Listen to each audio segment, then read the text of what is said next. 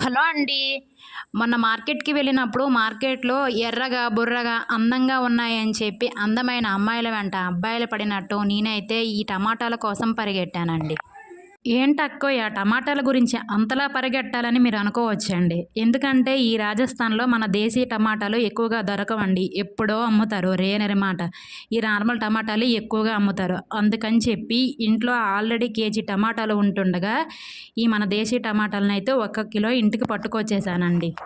ఇంకా మా ఆయనైతే ఉదయపూర్ సిటీకి వెళ్ళినప్పుడు ఈ టమాటాలు ఎక్కడైనా కనిపిస్తే కంపల్సరీగా తీసుకువస్తారండి.